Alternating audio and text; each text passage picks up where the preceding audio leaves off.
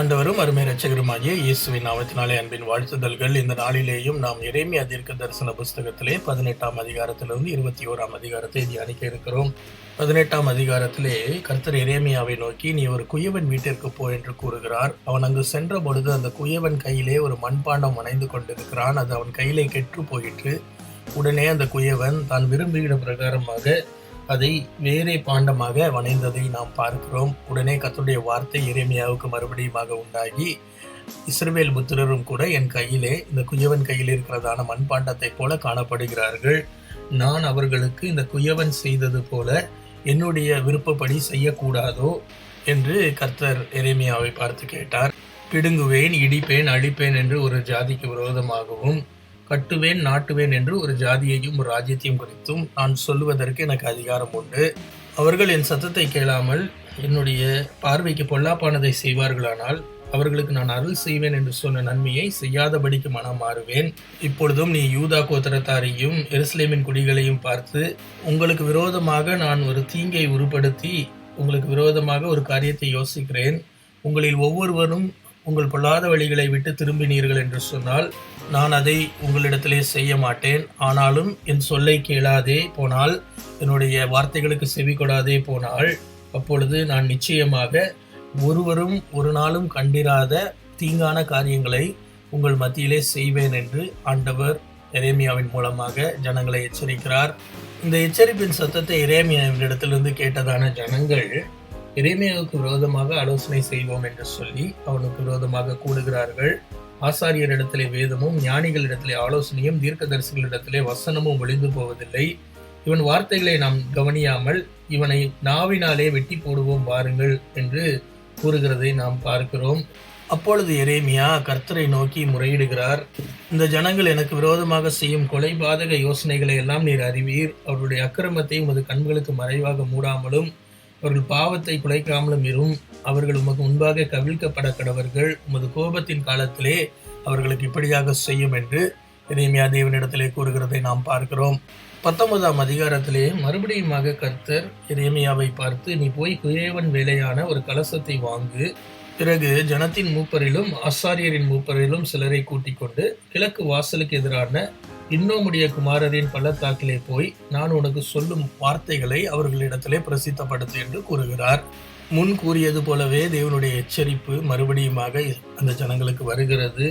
அதாவது, நீங்கள் தேவனுடைய வார்த்தையை கேட்காமல் அவருடைய சத்தத்திற்கு செவி கொடாமல் இந்த ஸ்தலத்தை எல்லாம் அந்நிய தேவர்களுக்கு பலிபீடங்களை கட்டும்படியாக, அதிலே பலி செலுத்தும்படியாக நீங்கள் கெடுத்து போட்டு தேவனுக்கு விரோதமான காரியங்களை செய்கிறீர்கள். ஆகையால் நாட்கள் வரும், அப்பொழுது இந்த ஸ்தலமும் சுற்றியுள்ள எல்லா இடங்களும் சங்கார பள்ளத்தாக்கு என்று அழைக்கப்படும். நான் யூதாவுக்கும் எருசலேமுக்கும் கொண்டிருந்த ஆலோசனையை இந்த ஸ்தலத்திலே வெறுமையாக்கி அவர்களுடைய சத்துருக்களுக்கு முன்பாக அவர்களை பட்டயங்களுக்கும் அவர்கள் பிராணனை வாங்க தேடுகிறவர்களின் கையினாலும் அவர்களை விழப்பண்ணி அவர்கள் பிரேதங்களை ஆகாயத்து பறவைகளுக்கும் பூமியின் மிருகங்களுக்கும் ஒப்புக் கொடுப்பேன் என்று கர்த்தர் கூறுகிறார். நகரத்தை பாழாக்குவது மாத்திரமல்ல, எந்தெந்த வீடுகளிலே அந்நிய தேவர்களுக்கு பலி செலுத்தப்படுகிறதோ, தூபம் காட்டப்படுகிறதோ, அப்படிப்பட்டதான வீடுகளும் கூட அழிக்கப்பட்டு போகும் என்பதாக கர்த்தருடைய வார்த்தை வருகிறது. இந்த வார்த்தைகளை எல்லாம் எரேமியா சொல்லி முடித்த பின்பு கர்த்தருடைய ஆலயத்தின் பிரகாரங்களிலே நின்று ஜனங்களை எல்லாம் பார்த்து, இதோ நீங்கள் என் வார்த்தைகளை கேளாதபடிக்கு உங்கள் கழுத்தை கடினமாக்கினபடினாலே நான் இந்த நகரத்துக்கு விரோதமாக சொன்ன எல்லா தீங்கையும் இதன் மேலும் இதற்கு அடுத்த பட்டணங்களின் மேலும் வரப்பண்ணுவேன் என்று கர்த்தர் சொல்லுகிறார் என்று தைரியமாக உரைக்கிறார்.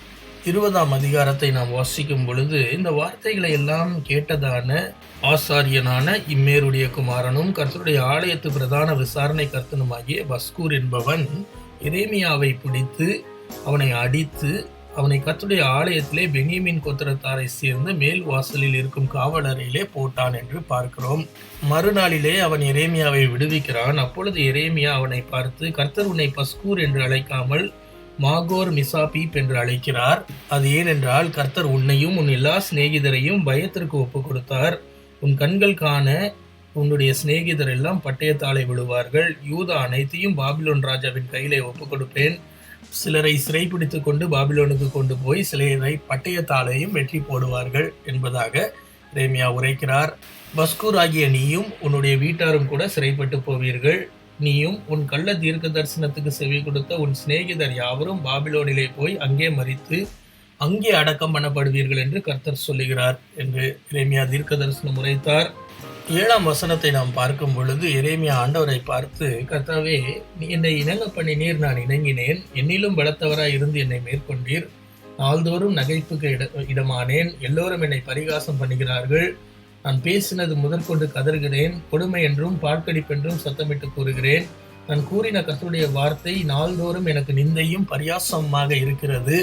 ஆகவே நான் கர்த்தருடைய வார்த்தையை பேசாமல் கூறாமல் இருப்பேன் என்று சொன்னேன். ஆனாலும் கர்த்தருடைய வார்த்தை என் எலும்புகளில் அடைப்பட்டு எரிகிற அக்னியைப் போல் என் இருதயத்தில் இருக்கிறது. அதை சகித்து இளைத்து போனேன், எனக்கு பொறுக்க கூடாமற் போயிற்று என்று எரேமியா கூறுகிறார். கர்த்தராகிய நீர் பராக்கிரமசாலியாக என்னோடு இருக்கிறீர். ஆகவே என்னை துன்பப்படுத்த நினைக்கிறவர்கள் என்னை மேற்கொள்ள முடியாது. தங்கள் காரியம் வாய்க்காதபடியால் அவர்கள் வெட்கப்பட்டு போவார்கள். கர்த்தர் அவர்களுக்கு நீதியை சரி கட்டுவார் என்று எரேமியா கூறுகிறார். அது மாத்திரமல்ல, நான் பிறந்த நாள் சபிக்கப்படுவதாக, என் தாயார் என்னை பெற்ற நாள் ஆசீர்வதிக்கப்படாதிருப்பதாக, உமக்கு ஒரு ஆண் பிள்ளை பிறந்ததென்று என் தகப்பனுக்கு நற்செய்தியாக அறிவித்து அவனை மிகவும் சந்தோஷப்படுத்தின மனுஷன் சபிக்கப்படுவான். நான் என்னுடைய தாயாரின் கர்ப்பத்திலேயே கொலை செய்யப்படாமல் போனது என்ன? வருத்தத்தையும் சஞ்சலத்தையும் கண்டு என் நாட்கள் வெட்கமாய் கழியும்படி நான் கர்ப்பத்திலிருந்து வெளிப்பட்டது என்ன என்று சொல்லி எரேமியா தன்னுடைய வருத்தத்தை கூறுகிறதை நாம் பார்க்கிறோம். 21ஆம் அதிகாரத்தை நாம் வாசிக்கிற வேளையிலே சிதேக்கியா ராஜா மல்கியாவின் குமாரனாகிய பஸ்கூரையும் ஆசாரியனாகிய மொசேயாவின் குமாரனாகிய செப்பனியாவையும் எரேமியாவின் இடத்திலே அனுப்பி, நீர் எங்களுக்கு கர்த்தரிடத்திலே விசாரியும், பாபிலோன் ராஜாவாகிய நேபுகாத் நேச்சார் எங்களுக்கு விரோதமாக யுத்தம் செய்கிறான். ஒருவேளை கர்த்தர் தம்முடைய எல்லா அற்புத செயலின்படியும் எங்களுக்கு அனுக்கிரகம் செய்து அவனை திரும்பி போக பண்ணுவார் என்பதாக கேட்கிறார்கள். எரேமியா அவர்களை பார்த்து, நகரத்திற்கு வெளியே இருக்கிறதான நேபுகாத் நேச்சாரும் அவனுடைய சேனைகளும் நகரத்திற்குள்ளாக வரப்போகிறார்கள். நகரத்தில் உள்ளே வந்து குடிகளையும் மனுஷரையும் மிருகங்களையும் சங்கரிக்கப் போகிறார்கள். மகா கொள்ளை நோய் தேசத்திலே ஏற்பட போகிறது என்பதாக கூறுகிறான். அப்பொழுது யூதாவின் ராஜாவாகிய சிதேக்கியாவும் அவன் ஊழியக்காரரும் ஜனங்களும் இந்த நகரத்திலே கொள்ளை நோய்க்கும் பட்டயத்திற்கும் தப்புவிக்கப்பட்டவர்களாக காணப்படுகிற யாவரும் நேபுகாத் நேச்சாருடைய கையிலும் அவர்களுடைய சத்துருக்களின் கையிலேயும் ஒப்பு கொடுக்கப்படுவார்கள். அவன் அவர்களை பட்டய கருக்கினால வெட்டி போடுவான், தப்ப விடுவதில்லை, மன்னிப்பதில்லை, அவர்களுக்கு இறங்குவதும் இல்லை என்று எரேமியா அவர்களுக்கு உத்தரவு கொடுக்கிறதை நாம் பார்க்கிறோம். அது மாத்திரமல்ல, கர்த்தர் சொல்லுகிறார், என் முகத்தை இந்த தேசத்திற்கு விரோதமாக நன்மைக்கல்ல தீமைக்காகவே வைத்தேன்.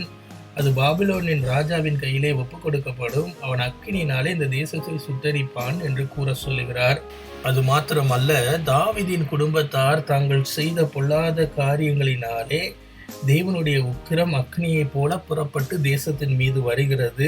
பள்ளத்தாக்கில் வாசம் பண்ணுகிறவளே, சமானமான இடத்தில் கண்மலையாய் இருக்கிறவளே, எங்களுக்கு விரோதமாக வருகிறவன் யார் என்றும் எங்கள் வாசஸ்தலங்களுக்குள் வருகிறவன் யார் என்றும் சொல்லுகிற உனக்கு நான் எதிராளியாக இருக்கிறேன் என்று கர்த்தரே உரைக்கிறார். நான் உங்கள் கிரியைகளில் பலனுக்கு தக்கதாக உங்களை விசாரிப்பேன்.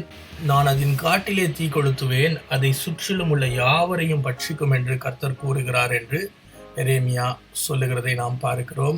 இப்படியாக எருசலேம் யூத ஜனங்கள் பாபிலோனியருடைய கையிலே ஒப்பு கொடுக்கப்படுவதற்கான காலம் நெருங்குகிறது என்பதை எரேமியா தீர்க்க தரிசனமாக உரைக்கிறார். பிரியமானவர்களே, இந்த வார்த்தைகள் உங்களுக்கு எச்சரிப்பாகவும் பிரயோஜனமாகவும் இருந்திருக்கும் என்று சொல்லி நான் விசுவாசிக்கிறேன்.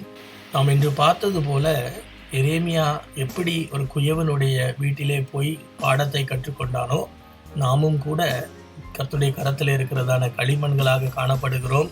அவர் விருப்பப்படி வணைவதற்கு நம்மை ஒப்பு கொடுக்கும் பொழுது ஆண்டவர் நம்மை ஆசீர்வாதமாக நடத்துகிறார். நாளைக்கும் வேறொரு பகுதியை தியானிப்போம். God bless you.